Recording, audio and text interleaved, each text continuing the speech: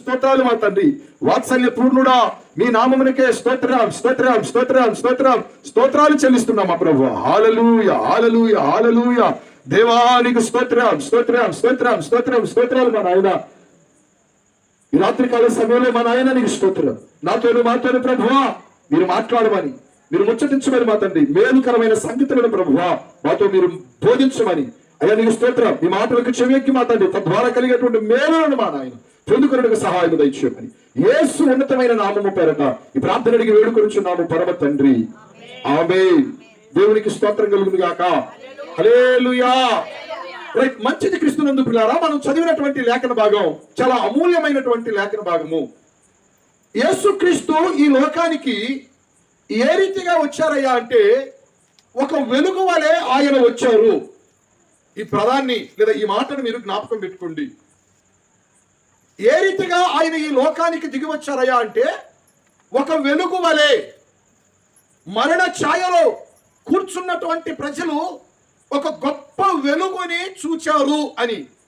దేవునికి స్తోత్రం. హల్లెలూయా. ఏం చూశారంట? చెప్పాలి. ఒక గొప్ప వెలుగుని చూశారు. ఏమండి?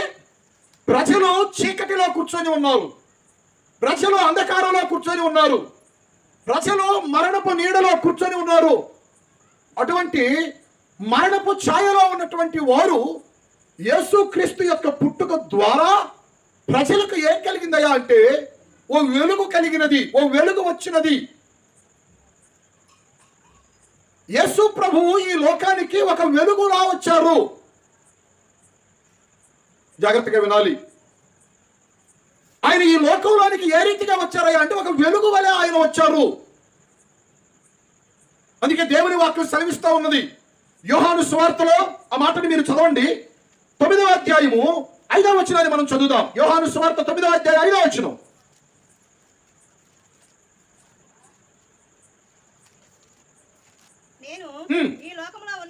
నేను ఈ లోకములో ఉన్నప్పుడు చాలు.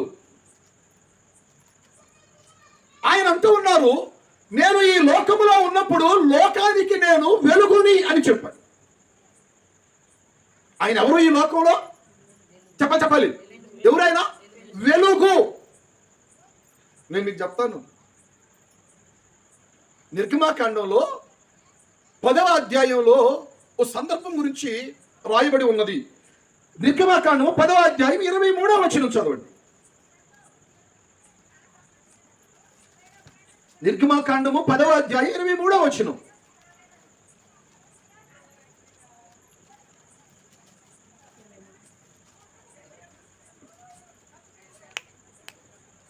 మోషే తన కర్రను ఆకాశం వైపు 10వ అధ్యాయము 23వ వచనం.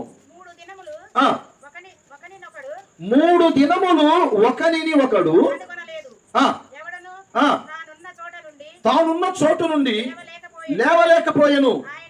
అయినను ఇశ్రాయేలీయులకందరికి వారి నివాసములలో వెలుగుండెను. ఇక నా వైపు చూడండి, నేను మీకు చెప్తాను.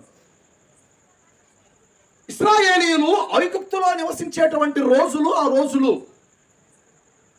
వారు బహుగా శ్రమలు పొందుతూ ఉన్నారు. ఐగుప్తీయులు వారిని బహుగా హింసలు పెడతా ఉన్నారు. వారు దేవునికి మొరపెట్టారు. దేవుడు వారిని విడిపించడానికి మోషే అనేటువంటి ఒక ప్రవక్తను ఇశ్రాయేలీయుల దగ్గరికి పంపించారు. ఆ ప్రవక్త దేవుని పిల్లలను విడిచిపెట్టాలి అని చెప్పని ఫరోతో మాట్లాడుతూ ఉంటే ఫరో ఏమాత్రం కూడా వారిని విడిచిపెట్టకుండా తన హృదయాన్ని కఠినంగా మార్చుకుంటున్నారు. అనేకమైనటువంటి అద్భుతాలను దేవుడు చేశారు మోషే ద్వారా. ఏమండి?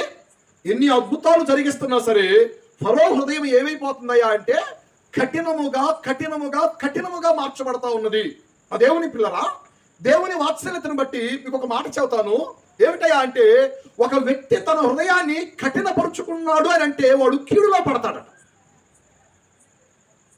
నీకు అర్థమైందా ఈ మాట? ఏ వ్యక్తి అయినా తన హృదయాన్ని కఠినపరుచుకుంటే ఆ వ్యక్తి కీడులో పడతాడు. మీకు అర్థమయ్యేటట్లు చెప్తాను.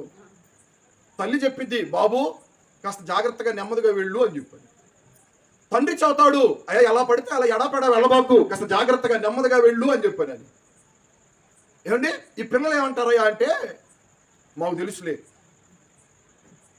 మీరు మాకు చెప్పేది ఏంది, మాకు తెలుసులే. ఏమండి మాకు తెలుసులే, మీరు మాకు చెబుతారా, మాకు తెలుసులే, ఎలా వెళ్ళాలో మాకు తెలుసు, ఏ రీతిగా వెళ్ళాలో మాకు తెలుసు, ఎలా నడపాలో మాకు తెలుసు, మీరు కాస్త నోరు మూసుకొని మౌనంగా ఉండండి. ఎన్నిసార్లు చెబుతున్నా, ఎన్నిసార్లు బోధిస్తున్నా, ఎన్నిసార్లు తెలియజేస్తున్నా, ఇప్పుడు వీళ్ళ హృదయం ఏమైపోతుంది? చెప్పండి చెప్పండి, ఏమైపోతుంది? కఠినమైపోతుంది. ప్రైజ్ ది లార్డ్, హల్లెలూయా. ఏమండి హృదయం కఠినమైపోతుంది. కొంచెం ముందుకు జరగండి, కొద్దిగా ముందుకు జరగండి, కొద్దిగా ముందుకు జరగండి, కొద్దిగా ముందుకు జరగండి. ఈసారి ఈ ప్రాంతంలో ప్రేయర్ పెట్టేటప్పటికి ఇది ఇలా ఉండకూడదు. నీకే మాట్లాడుతుంది.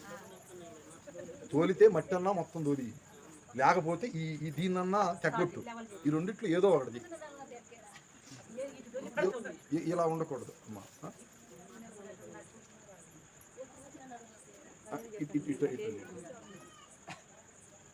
రైట్. హృదయాన్ని కఠినపరుచుకోకూడదు. ఇప్పుడు నేను ఈ ప్రార్థనా స్థలానికి నేను బయలుదేరి వస్తూ ఉంటుంటే ఓ ముగ్గురు యవనస్తులు విపరీతమైనటువంటి స్పీడ్తో ఏమండి బయలుదేరి వెళ్ళిపోతా ఉన్నారు. కేకలు వేస్తా వెళ్ళిపోతా ఉన్నారు. పటామని భయంకరమైనటువంటి శబ్దం వచ్చింది. ఆ త్రిబుల్ వన్ మిల్లు దగ్గర ఏమండి భయంకరంగా ఆ బైక్ పడిపోయి, మరి ఏం జరిగిందో ఏమో నాకు తెలియదు. కానీ ఇక రేపు ఉదయం మీరు ఏదైతే వింటారో నేను కూడా అదే వింటా. నేను అలా వస్తున్నాను, వాళ్ళకి అలా జరిగింది. ఏమండి ప్రజలు గుమ్మి కొడతా ఉన్నారు. ఫరో తన హృదయాన్ని కఠినపరుచుకుంటా ఉన్నాడు. రాత్రికాల సమయంలో ఈ మాటలు వింటున్నటువంటి నా ప్రియ సహోదరి, నా ప్రియ సహోదరుడా, నీ హృదయాన్ని నువ్వు ఎన్నడూ కూడా కఠినపరుచుకోకూడదు. ఏమండి మోషే ద్వారా దేవుడు అద్భుతాలు జరిగిస్తూ ఉంటుంటే ఆ జరగబడిన అద్భుతాలలో ఒక అద్భుతం ఏమిటయా అంటే, ఐగుప్తు దేశంలో, ఐగుప్తు ప్రాంతంలో అంతా కూడా చీకటితో నింపబడిపోతా ఉన్నది. చిమ్మ చీకటి, తడువులాడుకునేటువంటి చీకటి. ఏమండి మనిషికి మనిషి కూడా కనబడకుండా తడవులాడుకునేటంత చీకటి ఆ దేశం మొత్తం కూడా కమ్ముకుందట. అదే ఐగుప్తులో ఇశ్రాయేలీయులు ఉంటున్నారు. కానీ ఇశ్రాయేలీయుల పాలెములో వెలుగు ఉన్నది. చెప్పండి హల్లెలూయా. దేశంలో ఏమున్నది? చెప్పలా, దేశంలో చీకటి ఉన్నది. ఇశ్రాయేలీయులు నివాసము చేసేటువంటి పాలెములో వెలుగు ఉన్నది. ఇప్పుడు ఇశ్రాయేలీయులు ఎవరయ్యా అంటే దేవుని పిల్లలు, దేవుణ్ణి ఎరిగిన వారు, దేవుణ్ణి ఆరాధన చేసుకునేవారు, దేవుని యందు భయభక్తులు కలిగిన వారు. ఏమండి దేవుని పిల్లల యొక్క ప్రాంగణాలలో, నివాసాలలో, ఏమండి వారి పాదాలలో ఏముండాలి అంటే వెలుగు ఉండాలి. వెలుగంటే మేము లైట్లు మార్చుకోవాలా నాయన? ఎర్ర బల్బులు తీసేసి తెల్ల బల్బులు ఏమైనా పెట్టుకోవాలా? ఏమండి వెలుగంటే అవి కావు.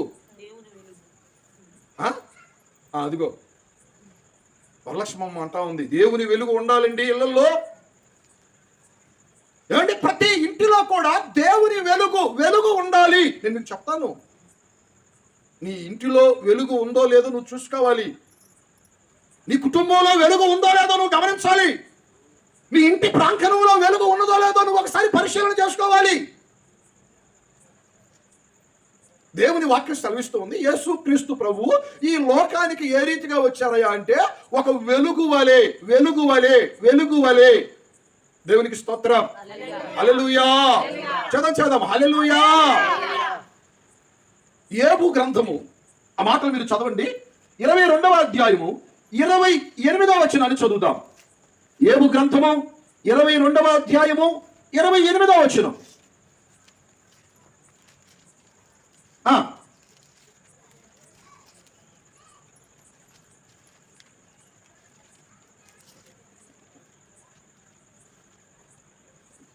యోబు గ్రంథము 22వ అధ్యాయము 28వ వచనం చదువుదామా? నీవు దేనినైనా యోచన చేయగా అది నీకు స్థిరపరచబడును, నీ మార్గముల మీద వెలుగు ప్రకాశించును. దేవునికి స్తోత్రం చెప్పండి. హల్లెలూయా. నెంబర్ 1, నీ మార్గాలు వెలుగుకరముగా ఉండాలి. ఏమండి? మీ మార్గాలు వెలుగుమయముగా ఉండాలి. వాక్యం చెబుతుంది, మీరు దేవుని వైపుకు తిరిగినట్లయితే, మీరు సర్వశక్తుని వైపుకు తిరిగినట్లయితే, ఒక వ్యక్తి దుర్మార్గతను విడిచిపెట్టినట్లయితే, ఏమండి, వాడు దేవుని వైపుకు మళ్ళుకున్నట్లయితే దేవుడు వాని వైపుకి తిరుగుతారు. ఇప్పుడు వాడు ప్రార్థన చేసినప్పుడట ఆయన ఆలకిస్తారు. నువ్వు ఏదైతే మనవి చేస్తావో ఆ మనవిని ఆయన ఆలకిస్తారు. నీ మార్గాలు వెలుగుమయంగా మార్చబడతాయి. దేవునికి స్తోత్రం చెప్పండి. కీర్తనాకారుడు ఒక మంచి మాట అంటారు, నాయన నీ వాక్యము నా పాదములకు ఏమై ఉన్నది? చెప్పాలి. ఏమై ఉన్నది? దీపము.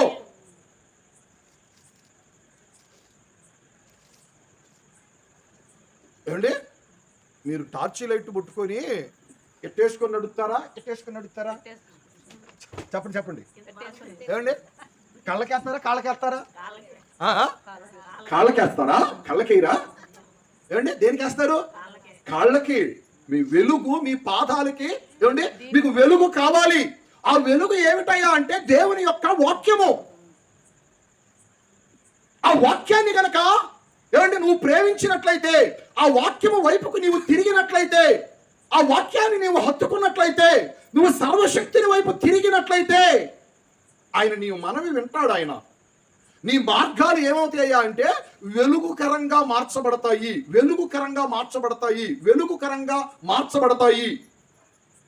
ఈ రోజుల్లో మానవుల యొక్క మార్గాల గురించి ఒక్కసారి ఆలోచన చేయండి. ఏమండి, చీకటమయంగా మార్చబడుతున్నాయి. వెలుగుకరంగా ఉండవలసినటువంటి మార్గాలు ఏమండి చీకటికరముగా మార్చబడుతున్నాయి.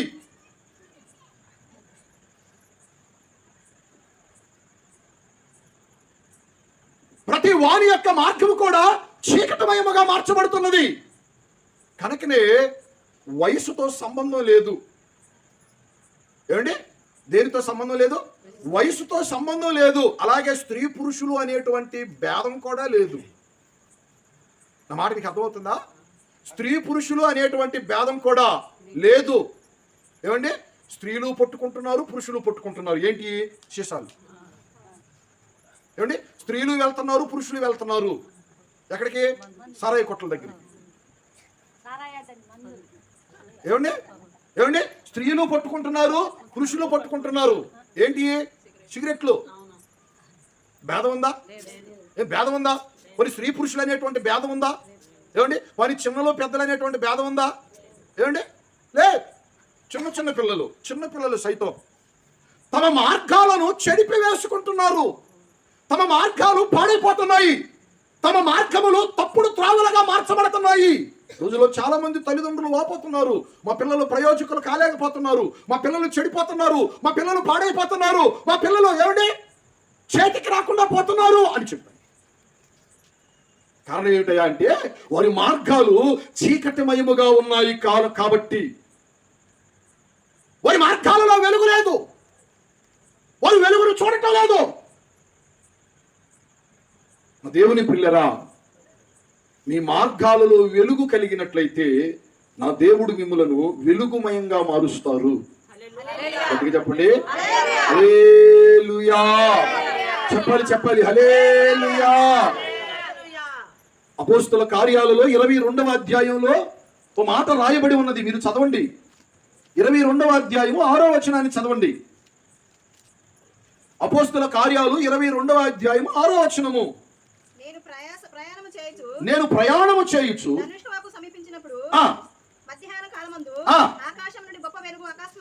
ఆకాశము నుండి గొప్ప వెలుగు అకస్మాత్తుగా నా చుట్టూ ప్రకాశించెను. నేను నేల మీద పడి చాలు. నా వైపు చూడండి. ఓ వ్యక్తి ఉన్నారు. ఆయన గారి పేరు ఏమిటయ్యా అంటే సౌలు. ఏమండి, మహా గర్విష్టి, మహా అహంకారి, బాగా ఏమండి చదువుకున్నాను అనేటువంటి గర్వం.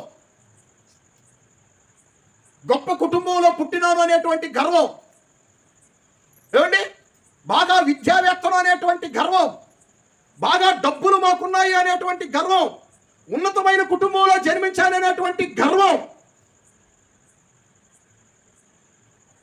ఈ సౌలట తాను బ్రతుకు దినాలలో ఏ రీతిగా బ్రతికేవాడయా అంటే ఏమండి గర్వము చేత. ఎవరిని లెక్క చేసేటువంటి వారు కాదు, ఏ మనుష్యుని కూడా లెక్క పెట్టేటువంటి వాడు కాడు. అతడి మాటలలో గర్వం, అతడి చేష్టలలో గర్వం, అతడి ప్రవర్తనలో గర్వం. ఏమండి మనుష్యులను కొట్టి మాట్లాడేవాడు, అటువంటి వ్యక్తిత్వం కలిగిన వాడు, బహు అహంకారంగా ప్రవర్తించేటువంటి వాడు. ఓ రోజున దమస్కు మార్గం గుండా వెళతా ఉన్నారు. ఆ రీతిగా వెళ్ళేటప్పుడు యేసు ప్రభువట ఆ మార్గములలో సౌలుని దర్శించారు, సౌలుకి కనబడ్డారు గొప్ప వెలుగు వలె. జాగ్రత్తగా వినాలండి, బైబిల్ గ్రంథంలో ఒక మంచి మాట రాయబడి ఉన్నది. ఏమిటయ్యా అంటే తన మార్గములో వర్ధిల్లు వాడు అక్కడ ఉన్నాడంట. వాడు ఏమనుకుంటాడయ్యా అంటే నేను చేసేదంతా కరెక్టు, ఏమండి ఏం పర్వాలేదు, ఏ రీతిగా బ్రతికినా పర్వాలేదు, ఏ రీతిగా జీవించినా పర్వాలేదు, ఏ రీతిగా నడుస్తున్నా పర్వాలేదు, నేను చేసేది right right right right right అనుకుంటానే పోతా ఉంటాడు. చివరికి అది మరణానికి తీసుకుని వెళ్ళిపోయింది అనే సంగతిని మరిచిపోతాడు.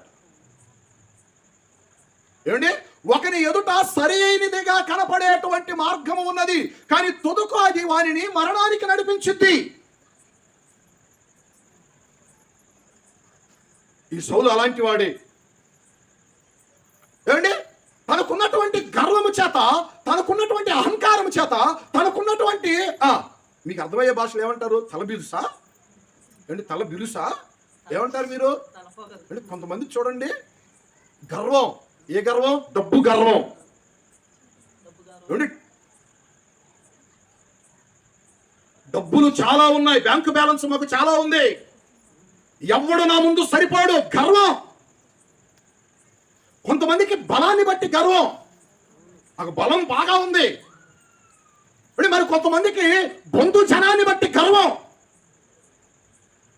ఆస్తిపాస్తులను బట్టి గర్వం. దేవుని వాక్యం సెలవిస్తా ఉన్నది, పడిపోవడానికి ముందు ఒకడికి ఏం నడిచిద్దంట? అహంకారమైనటువంటి మనస్సు, గర్వపు మనస్సు నడిపించబడతా ఉండిద్దంట. కావాలంటే మీరు చరిత్రను చూడండి, గర్వముతో బ్రతికేవారు ఏ ఒక్కరు కూడా బాగుపడినట్లుగా చరిత్రలో లేదు. అయ్యి ఒకరే చదువుతున్నారు అన్న. ఏంటి ఏంటి గర్వముతో బ్రతికేవారు బాగుపడినట్లుగా ఏమిటి ఎక్కడా లేదు. గర్వ హృదయాలను దేవుడు అణిచివేస్తాడు అని దేవుని వాక్యం సెలవిస్తా ఉన్నది. ఈ సౌలు అలాంటి వాడు. అలాంటి వ్యక్తిని దేవుడు దర్శించి ఏమండి ఒక గొప్ప వెలుగును అతను చూచినప్పుడు అతని జీవితం అంతా కూడా ఏమైపోయిందా అంటే మార్చబడినది. అతని మార్గములలో వెలుగు ప్రకాశించినది.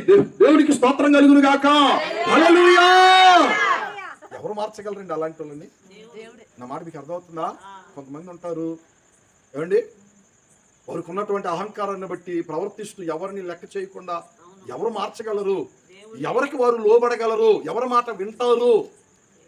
ఎవరు వారిని లెక్క చేస్తారు? దేవుని ప్రియులరా, ఒకరి మార్గములలో వెలుగు ప్రసరించాలి అంటే, వారి మార్గములు తేజరిల్లాలి అని అంటే వాడు సర్వశక్తుడు దేవుని వైపుకు తిరగాలి.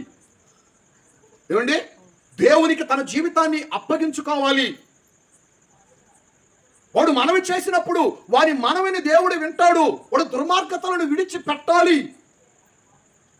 యేసుక్రీస్తు ఈ లోకానికి దేనికి వచ్చారయ్యా అంటే, నా ప్రియ సహోదరి, నా ప్రియ సహోదరుడా, ప్రతి ఒక్కరు కూడా తండ్రితో సహవాసము చేయడానికి, ఏమండి దేవునితో సహవాసము చేయడానికే ఆయన ఈ లోకానికి వచ్చారు. మనం ఆయన వైపుకు తిరిగినట్లయితే, ఆయనతో మనం సహవాసం చేసినట్లయితే మనకి ఏం కలిగిద్దయా అంటే సమాధానము కలిగిద్ది అన్నారు. దేవునికి స్తోత్రం. హల్లెలూయా. చెప్పాలి హల్లెలూయా. మీ మార్గములలో వెలుగు ప్రకాశించునుగాక. హల్లెలూయా. మరొక మాట నేను మీకు జ్ఞాపకం చేస్తాను. ఆ మాటని మీరు చదవండి దేవుని బిడ్డలారా. కీర్తనల గ్రంథము 34వ అధ్యాయము 5వ వచనాన్ని మనం చదువుదాం. కీర్తనల గ్రంథము 34వ అధ్యాయం 5వ వచనం.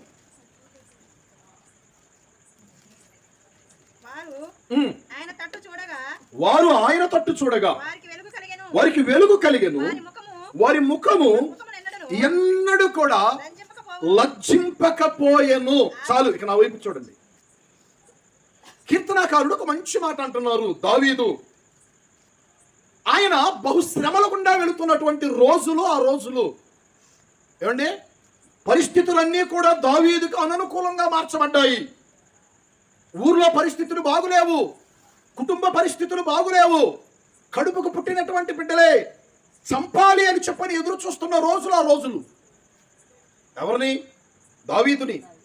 కడుపుకి పుట్టినటువంటి బిడ్డలే చంపేయాలి. దేనికోసం? అధికారం కోసం. ఏమండి, అధికారం నేనేలాలి కనుక మా నాన్న ఉంటే అడ్డు చంపేద్దాం. ఏమండి, ఈ రోజుల్లో మనం తరచుగా వింటూ ఉంటాం, అధికారాల కోసం ఏమండి కన్నవారినే, ఆస్తుల కోసం కన్నవారినే కడతేర్చినటువంటి వారు, హతమార్చేటువంటి వారు.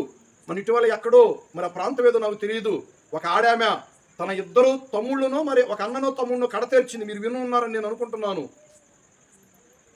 ఏమండి, ఆస్తి మొత్తం నాకే రావాలి, నా తమ్ముడికి నా అన్నకి ఏమాత్రం కూడా వెళ్ళకూడదని చెప్పానని ఒక ఆడామె సొంత తోడబుట్టిన తమ్ముడిని, అన్నని కడతేర్చింది. దేని గురించి? దేని గురించి? ఏమండి, నా ప్రియ సహోదరి, నా ప్రియ సహోదరులారా, దావీదు తరవబడుతున్నటువంటి రోజులు, ఆ రోజులు, బహుగా శ్రమలు గుండా వెళుతున్నటువంటి రోజులు, ఆ రోజులు. దావీదు అంటాడు, అయ్యా, ప్రజలకు ఎంతో మందికి నేను మేలు చేశాను, నాకు కష్టకాలం వచ్చింది, నా ద్వారా మేలు పొందుకున్నటువంటి వారు ఏ ఒక్కరు కూడా నాకు మేలు చేయడానికి సిద్ధంగా లేరు. నేను వాళ్ళకి మేలే చేశాను, కానీ నాకు వాళ్ళు కీడు చేస్తున్నారు. ఏమండి, నేను వాళ్ళకి మేలే జరిగించాను, కానీ నాకు కీడు తలపెడుతున్నారు. నా ఇంటిలో వారే నాకు శత్రువులైపోయారు. నా తోడబుట్ట నా కన్నటువంటి బిడ్డలే నా ప్రాణాలు తీయడానికి ఎదురు చూస్తున్నారు. ఏ దిక్కుకు నేను వెళ్ళగలను? ఏ ప్రాంతానికి నేను వెళ్ళి నా ప్రాణాలను దక్కించుకోగలను అని చెప్పి దావీదు దేవునిని ఆశ్రయించినప్పుడు ఓ మంచి మాట అంటున్నాడండి. దేవుడు దావీదును కాపాడారు. ఏమండి, దావీదు కలిగినటువంటి సమస్త బాధల నుంచి దేవుడు దావీదుని విడిపించారు. ఈ మంచి మాట ఆయన అంటున్నారు. ఏమిటి? ఏమండి, ఇప్పుడు మరలా చదవండి ఆ మాటని. కీర్తనల గ్రంథం ఆ మాటను మరలా చదవండి. 34వ కీర్తన 5వ వచనం. వారు ఆయన తట్టు చూడగా వారికి ఏం కలిగింది? వెలుగు కలిగినది, వారి ముఖములు ఎన్నడూ కూడా లజ్జింపకపోయెను. జాగ్రత్తగా వినండి. ఏమండి, ఒకవేళ మనుష్యులని వైపు చూస్తే మనుష్యులు నన్ను మోసం చేసేవారు, బంధువుల వైపు చూస్తే బంధువులు ఒకవేళ మోసం చేసేవారు. ఏమండి, మీకు తెలియనటువంటి సంగతులు కాదు. మనుషుల మీద ఆధారపడితే మనుషులు ఏం చేస్తారు? ఏం చేస్తారు? ఏం చేస్తారు? రూపాయి రూపాయి రూపాయి రూపాయి రూపాయి రూపాయి దాచుకుందంట ఒక తల్లి పిల్ల పెళ్లి కోసం. ఒకళ్ళ దగ్గర తీసుకుని వెళ్ళి పెట్టింది, అమ్మాయికి పెళ్లి కోసం అని చెప్పానని. ఏమండి, కొంత అమౌంట్ అయినాయి, పాప ఈ తల్లి కాలం చేసింది. ఆ దాచిపెట్టిన సంగతి నరమాత్రుడికి తెలియదు. కార్యక్రమాలు అన్నీ అయిపోయాయి. తీసుకున్న వాళ్ళు గుట్టు చప్పుడు కాకుండా ఇచ్చిన మనిషి చచ్చింది. ఇక సాక్ష్యం ఏమీ లే. ఎవరో నమ్ముకుంటే మోసపోయారు. ఏమండి, ఎవరో నమ్ముకుంటే మోసపోయారు. అందుకే దావీదు నేను మనుషుల మీద ఆధారపడటం లేదు, మనుషులను నేను నమ్ముకోవడం లేదు. నేను దేవుణ్ణి ఆధారంగా చేసుకొని దేవుని వైపుకు తిరిగి నేను దేవుణ్ణి నమ్ముకున్నాను కనుక ఏమండి వెలుగు కలుగుతా ఉన్నది, వెలుగు కలుగుతా ఉన్నది, వెలుగు కలుగుతా ఉన్నది. మా ముఖములు ఆయన వైపు తిరిగినప్పుడు ఆయన మా కార్యాలను నెరవేరుస్తూ ఉన్నారు. మా ముఖములు ఆయన తట్టు త్రిప్పినప్పుడు ఆయన మా కార్యాలన్నీ జరిగిస్తూ ఉన్నారు. ఆయన మీద మేము విశ్వాసం ఉంచినప్పుడు మా విశ్వాసము వమ్ము చేయబడలేదు. ఎంత మంచి మాట అంటున్నారు చూడండి దావీదు. మేము ఆయన మీద విశ్వాసం ఉంచినప్పుడు మా విశ్వాసము వమ్ము చేయబడలేదు, నలుగురిలో తల దించుకునే విధముగా దేవుడు చేయలేదు. అది దా మాట అర్థం. ఏమండి, ఆయన మీద విశ్వాసం ఉంచావు, మేము సిగ్గుపడవలసినటువంటి అవసరత లేదు.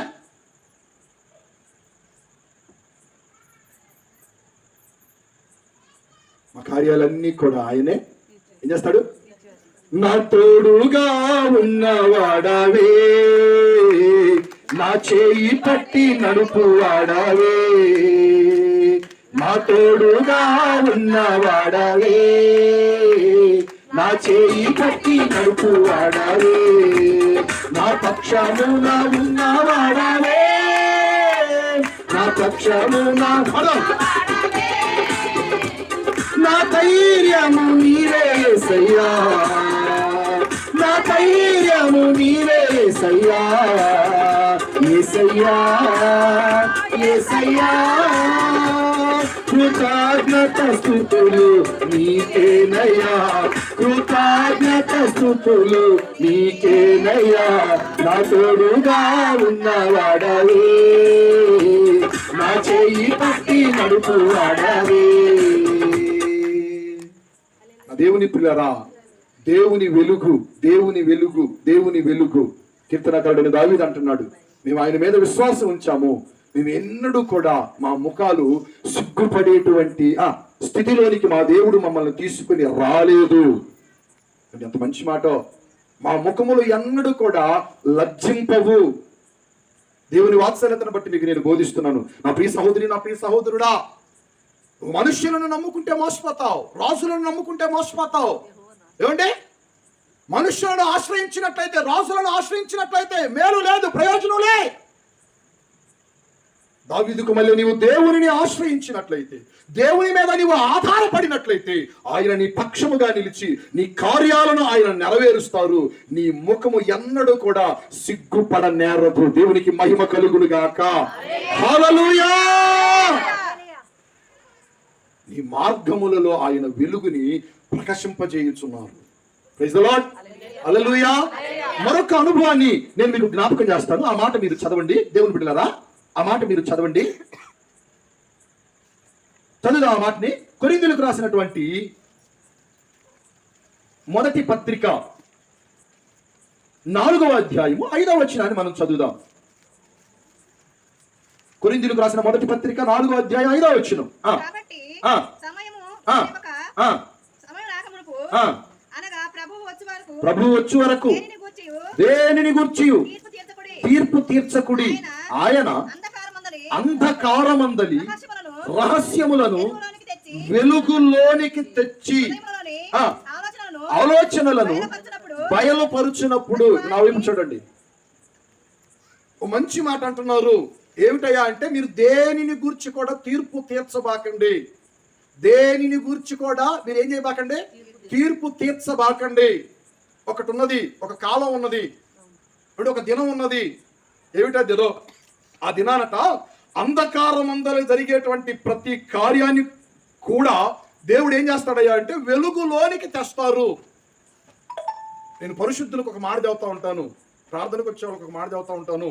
నలుగురు పోగైనప్పుడు ఏవి పడితే వాటిని మాట్లాడుకోబాకండి. కొంతమంది అంటూ ఉంటారు, మాలో ఏ పాపం ఉందయ్యా, మేము ఏ పాపం చేస్తాము, మేము ప్రార్థనకి వెళ్ళే వాళ్ళం కదా, మేము పరిశుద్ధులం కదా, మేము నీతిమంతులం కదా, మేము ఏ పాపం చెయ్యం కదా, నువ్వు ఏ పాపం చేయవలసిన పని లేదు. నలుగురు కూర్చున్నప్పుడు నువ్వు ఏ మాటలు నీ నోటి వెంట వస్తున్నాయో నీ మాటల విషయంలో కూడా జాగ్రత్తగా ఉండాలి. ఏమండి, కొంతమంది ఏం చేస్తారు, ఓళ్ళను చుట్టొస్తూ ఉంటారు, గ్రామాలను చుట్టొస్తూ ఉంటారు, దేశాలను చుట్టొస్తూ ఉంటారు. ఆ కొంపలో అట్టంట, ఈ కొంపలో ఎట్టంట, ఆ సంగతి ఎట్టంట, అట్టంట, వాళ్ళ కుటుంబంలో ఎట్టంట, ఆ పిల్లకి ఏ పిల్లకి ఎట్ట జరిగితే వీళ్ళకి ఎందుకండి? మీకు అర్థమవుతుందా? ఇద్దరు దేవుని యందు విశ్వాసం ఉంచిన వారు మాట్లాడుకునేటప్పుడు దేవుడు చెవియొగ్గి వింటా ఉంటారు. ఏమండి, దేవుడు వింటాడు. నా పిల్లలు మాట్లాడుకుంటున్నారు, ఏం మాట్లాడుకుంటున్నారా అని ఆయన వింటా ఉంటారు. అలా మాట్లాడుకునేటప్పుడు ఏది పడితే దానిని మాట్లాడుకుంటా ఉన్నారు అనుకోండి, ఆ శాపాన్ని, ఆ పాపాన్ని మూటగట్టుకున్న వారు అవుతారు. అందుకే పరిశుద్ధులకు నేను ఎప్పుడు కూడా ప్రేమపూర్వకంగా తెలియజేస్తూ ఉంటాను, ఇద్దరు కూడి మాట్లాడుకునేటప్పుడు వాక్యం గురించి మాట్లాడుకోండి, దేవుని సన్నిధి గురించి మాట్లాడుకోండి, బైబిల్లో ఉన్న సంగతుల గురించి మాట్లాడుకోండి, ఆరాధనలో ఏం జరిగిందో మాట్లాడుకోండి, ఏ వాక్యంతో దేవుని సేవకుడు మాట్లాడాడో, ఏ వాక్యంతో దేవుని దర్శించాడో వాటిని మాట్లాడండి. నోరుంది కదా అని చెప్పేసి ఏది పడితే అది మాట్లాడుకుంటూ ఉన్నారు అనుకోండి. కొంతమంది ఏమని భావిస్తారయ్యా అంటే చీకటిలో నడుస్తూ మేము వెలుగులో ఉన్నామని భ్రమపడతా ఉంటారట. వాక్యం చెబుతుంది ఏమండి, చీకటిలో నడుస్తూ మేము వెలుగులో ఉన్నామని అనుకునేటువంటి వారికి శ్రమ అని చెప్పండి. ఏం కలిగిద్ది? ఏం కలిగిద్ది? చెప్పండి. ఏం కలిగిద్ది? శ్రమ. వాడు చాలా తెలివిగా మోసం చేస్తాడు అపవాది సాతానుడు. నీతో నరహత్యం చేపియుడు. ఏమండి, నీతో నరహత్యం నీ చేతికి కత్తిచ్చి నువ్వు చంపమని వాడు ఏమనడు.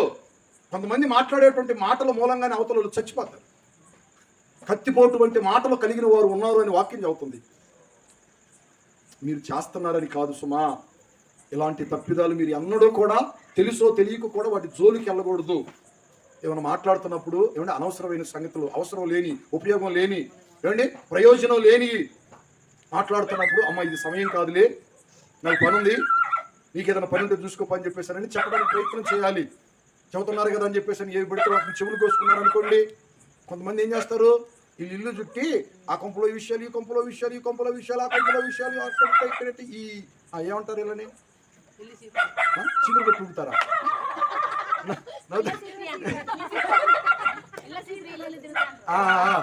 ఓకే, మీరు అన్నది ఆ రీతిగా ఏ మనుష్యులు కూడా ఉండకూడదు. ఎందుకంటే అది శాపం. అంటే పరిశుద్ధులు చాలా తెలివిగా మోసపోతున్నారు. వాడు మోసం చేస్తున్నాడు.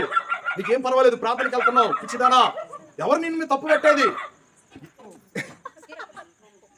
ఒక పాట పాడదావా? ఒక పాట పాడండి. నీ ఉంటే నాకు చాలు, నీవంటే నేను ఉంటా యేసయ్యా, నీ ఉంటే నాకు చాలు యేసయ్యా, నీవంటే నేను ఉంటా యేసయ్యా. చాలు. ఏమండి, కనుక పరిశుద్ధులను చాలా తెలివిగా వాడు మోసం చేస్తూ ఉంటాడు అపవాది. నీకు తెలియదు నువ్వు మోసపోతున్న సంగతి. నేనేం చేశానండి అని అనుకుంటా ఉంటారు పరిశుద్ధులు. నువ్వేమి చేయాల్సిన పనిలా, నిష్ప్రయోజనమైన సంగతుల గురించి మాట్లాడుకుంటూ ఉంటుంటే చాలు. ఏమండి, ఆ శాపం, ఆ పాపం మూట కట్టబడతా ఉండిద్ది. అందుకే దేవుని వాత్సల్యతను బట్టి మీకు నేను బోధిస్తున్నాను. నా ప్రియ సహోదరి, నా ప్రియ సహోదరుడా, మీరు ఎవరయ్యా అంటే వెలుగులో ఉన్నవారు. మీ క్రియలు అన్ని కూడా వెలుగు సంబంధుల వలె. ఒకవేళ ఒక మనిషి గురించి ఏదైనా ఆయాసం ఉంటే ఆ మనిషి దగ్గరికే వెళ్ళి ఆ మనిషితోనే చెప్పు, ఇది కరెక్ట్ కాదు, ఇది సరైన దిశ కాదు, ఇది సరైన మార్గం కాదు. ఏమండి, ఆ మనిషితోనే చెప్పు, నువ్వు మాట్లాడే మాట కరెక్ట్ కాదు. మీరు ఎవరయ్యా అంటే వెలుగు సంబంధులు. వాక్యం చెబుతా ఉంది. ఏమండి, ఆయన లోకములోనికి వచ్చి ప్రతి మనిషిని ఆయన ఏం చేస్తున్నారయ్యా అంటే వెలిగిస్తున్నారు. మీ ఇళ్లలో దీపాలు కాదు, మీ టీవీలో వచ్చే దీపాలు కూడా కాదు,